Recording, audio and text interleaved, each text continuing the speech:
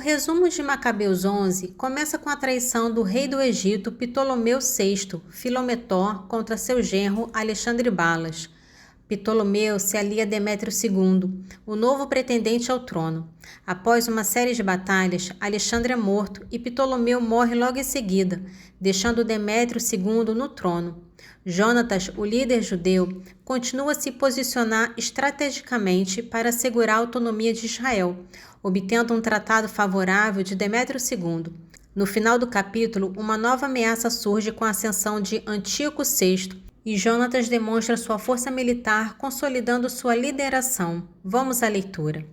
1 Macabeus capítulo 11. O rei do Egito reuniu um exército tão numeroso como a areia que cobre a praia do mar, bem como uma considerável frota, e por astúcia procurou apoderar-se do reino de Alexandre, para anexá-lo ao seu. Chegou à Síria com palavras de paz. Por isso os habitantes das cidades lhe abriam suas portas e lhe vinham ao seu encontro, porque o rei Alexandre havia mandado acolhê-lo, já que era seu sogro. Mas Ptolomeu, logo que entrava numa cidade, deixava ali tropas para segurar-se dela.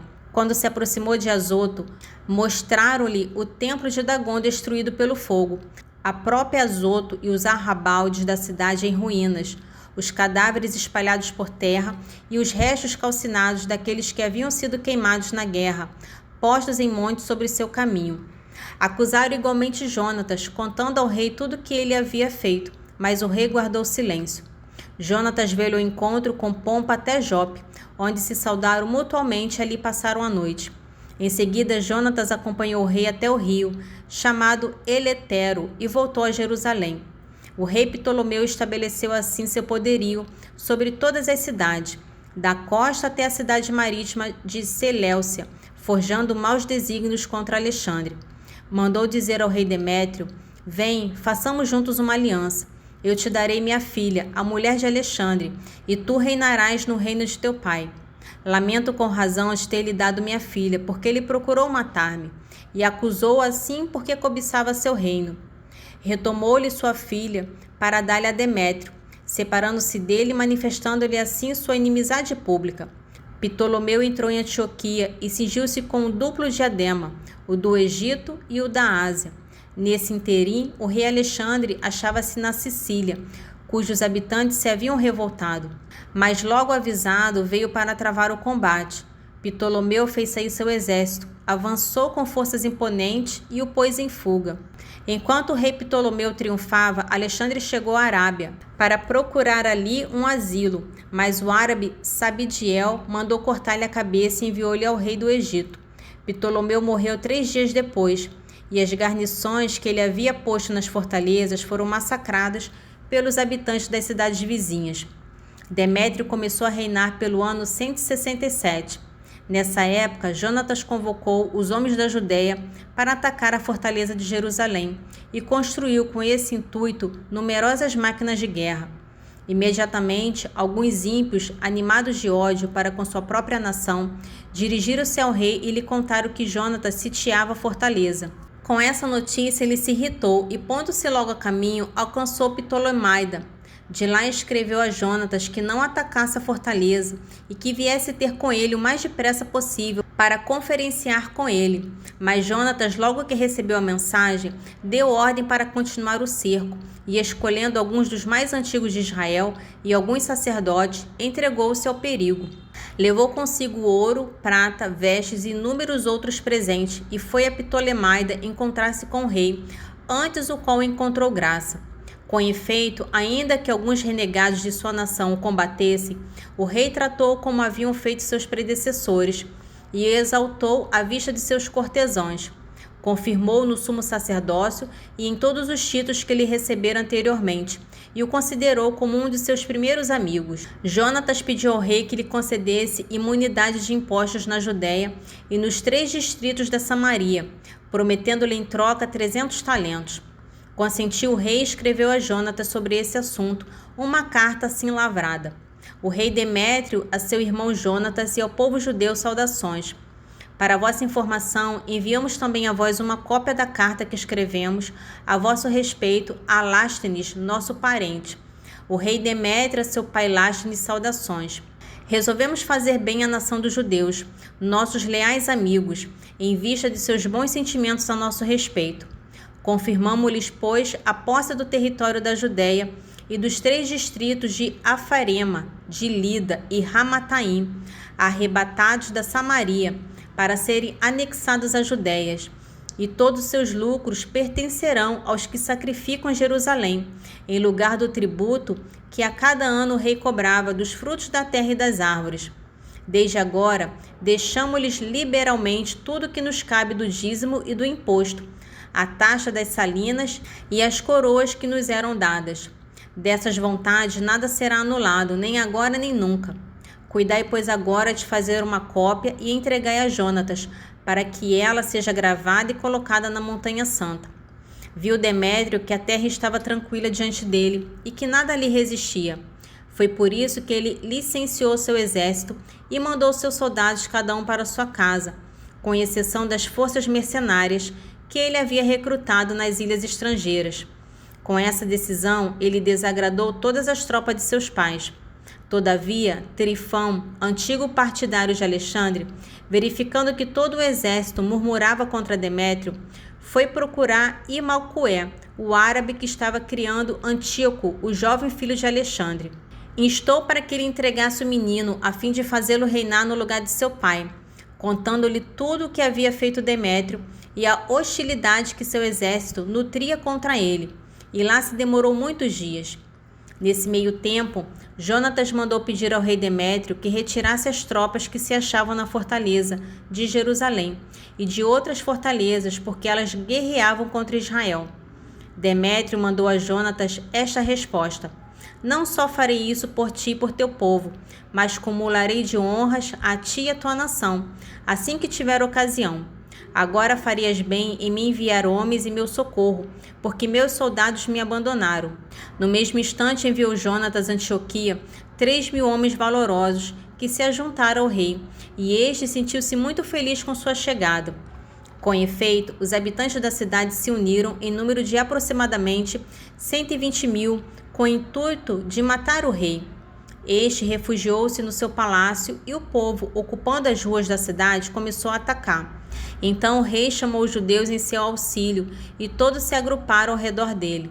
Depois espalharam-se pela cidade, matando nesse dia cerca de 100.000 homens. Incendiaram a cidade, apoderaram-se nesse mesmo dia de um numeroso espólio e salvaram o rei. Os habitantes viram que os judeus faziam da cidade o que eles queriam e perderam a coragem. Por isso puseram-se a bradar ao rei: dai-nos a mão e que os judeus parem de combater a nós e a cidade. Lançaram, pois, suas armas e concluíram a paz, enquanto os judeus, cobertos de glória, diante do rei e dos súditos, voltaram a Jerusalém com abundante despojo. Demétrio conservou seu trono e todo o país ficou tranquilo diante dele. Todavia ele desmentiu sua palavra, separou-se de Jonatas e não lhe pagou mais benevolência com benevolência. Ao contrário, tratou muito mal. Foi após esses acontecimentos que Trifão chegou com Antíoco, que apesar de jovem ainda, tomou o título de rei e cingiu-se com diadema. Todas as forças de Demétrio havia despedido, agruparam-se ao redor dele para combater este último, que virou as costas e fugiu. Trifão apoderou-se dos elefantes e conquistou Antioquia. O jovem Antíoco escreveu a Jonatas nesses termos: eu te confirmo no cargo de sumo sacerdote, mantendo-te à frente dos 4 distritos, e quero que estejas entre os amigos do rei. Mandou-lhe também vasos de ouro, utensílios, e concedeu-lhe autorização para beber em taças de ouro, para vestir-se de púrpura, para trazer uma fivela de ouro. Constituiu também seu irmão Simão governador da região que se estende da escada de Tiro até as fronteiras do Egito. Então Jonatas pôs-se em campanha, atravessou o país ao longo do rio e percorreu as aldeias. As tropas sírias juntaram-se a ele para lutar a seu lado. Chegou assim a Ascalon, cujos habitantes saíram todos diante dele com sinais de honra. De lá seguiu para Gaza, que lhe fechou suas portas. Investiu contra ela e pôs fogo nos arredores depois de saqueá-los. Os habitantes de Gaza imploraram então a Jonatas, que lhe estendeu a mão, mas tomou como refém os filhos dos nobres e os enviou a Jerusalém. Em seguida, atravessou o país até Damasco.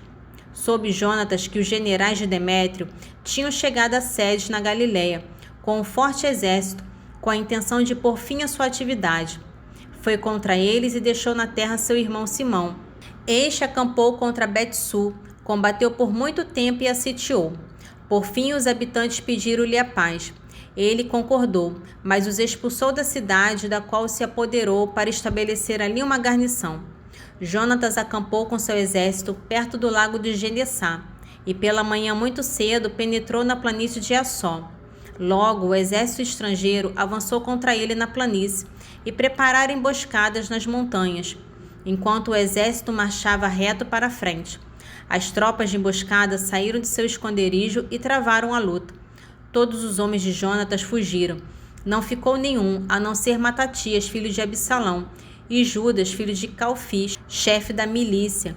Jonatas rasgou suas vestes, cobriu a cabeça com pó e rezou. Em seguida retornou à luta e fez recuar e fugir o adversário. Os seus companheiros que fugiam perceberam-no e, retornando para junto dele, perseguiram com ele os inimigos até Sede e seu acampamento. Ali se estabeleceram.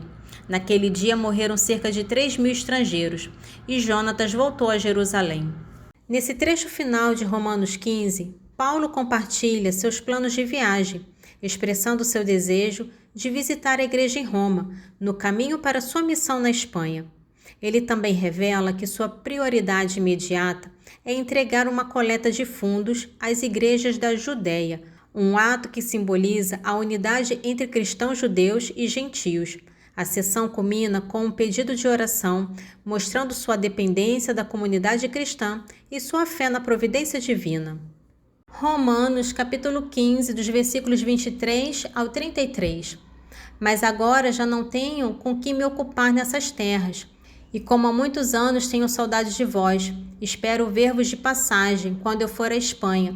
Espero também ser por vós conduzido até lá, depois que tiver satisfeito, ao menos em parte, o meu desejo de estar convosco. Mas no momento vou a Jerusalém para a ajuda dos irmãos. A Macedônia e a Caia houveram por bem fazer uma coleta para os irmãos de Jerusalém, que se acham em pobreza.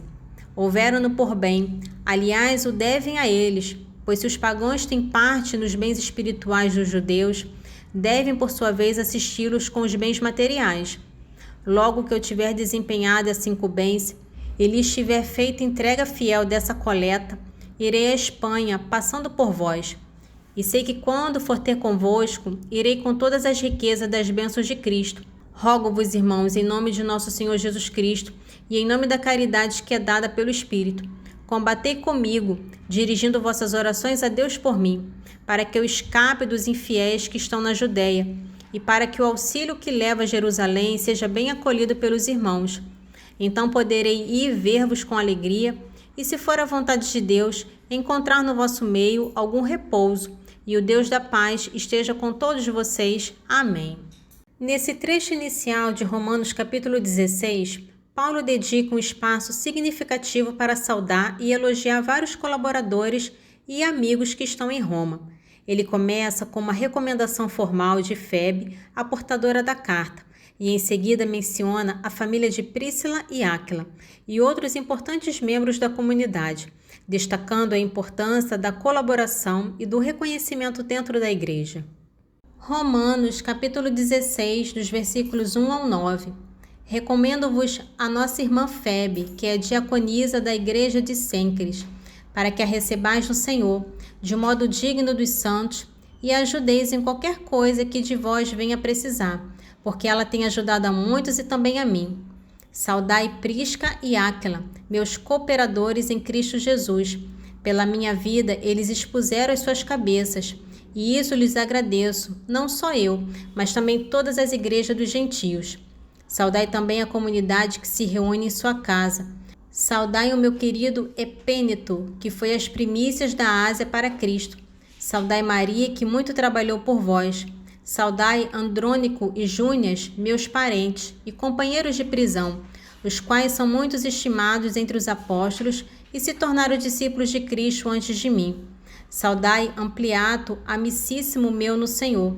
Saudai Urbano, nosso colaborador em Cristo Jesus, e o meu amigo Estaques. Nesse trecho do Salmo 83, o salmista transforma sua súplica por socorro em um clamor por juízo. Ele pede a Deus para tratar a coalizão de inimigos como ele tratou os opressores históricos de Israel, usando metáforas de aniquilação e tempestade. O objetivo final desse pedido de vingança não é apenas a destruição dos inimigos, mas sim a manifestação da glória de Deus, para que todos reconheçam sua supremacia. Salmo 82, dos versículos 10 ao 19. Tratai-os como Madiã e Cícera, e Jabim junto à torrente de Sissom. Eles pereceram todos em Edor, e serviram de adubo para a terra.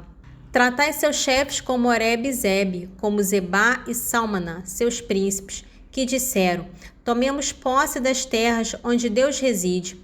Ó meu Deus, fazei deles como folhas que o turbilhão revolve, como a palha carregada pelo vento, como o fogo que devora a mata, como a labareda que incendeia os montes. Persegui-os com a vossa tempestade, apavorai-os com o vosso furacão. Cobri-lhes a face da ignomia, para que, vencidos, busquem, Senhor, o vosso nome. Enchei-os de vergonha e de humilhação eternas, que eles pereçam confundidos, e que reconheçam que só vós, cujo nome é Senhor, sois o Altíssimo sobre toda a terra. Nesse trecho de Eclesiástico, o autor contrasta a verdadeira sabedoria, enraizada no temor a Deus, com a sabedoria falsa e a arrogância. Ele adverte contra a hipocrisia e a impaciência, mostrando que o caminho da sabedoria é de disciplina interior e retidão, e que a paciência é uma virtude essencial para quem busca agradar a Deus. Eclesiástico capítulo 1, dos versículos 21 ao 30. Ela enche toda a sua casa com os bens que produz, e seus celeiros com seus tesouros. O temor do Senhor é a coroa da sabedoria. Dá uma plenitude de paz e de frutos de salvação. Ele a viu e numerou-a. Ora uma e outra são um dom de Deus. A sabedoria distribui a ciência e a prudente inteligência. Eleva a glória àqueles que a possuem. O temor do Senhor é a raiz da sabedoria. Seus ramos são de longa duração. A inteligência e a religião da ciência se acham nos tesouros da sabedoria, mas a sabedoria é abominada pelos pecadores. O temor do Senhor expulsa o pecado, pois aquele que não tem esse temor não poderá tornar-se justo. A violência de sua paixão causará sua ruína. O homem paciente esperará até um determinado tempo, após o qual a alegria lhe será restituída. O homem de bom senso guarda suas palavras. Muitos falarão em voz alta de sua prudência. Glória ao Pai, ao Filho e ao Espírito Santo, assim como era no princípio, agora e sempre. Amém. Divino Espírito Santo, iluminai-nos, guiai-nos, dai-nos sabedoria e discernimento. Amém.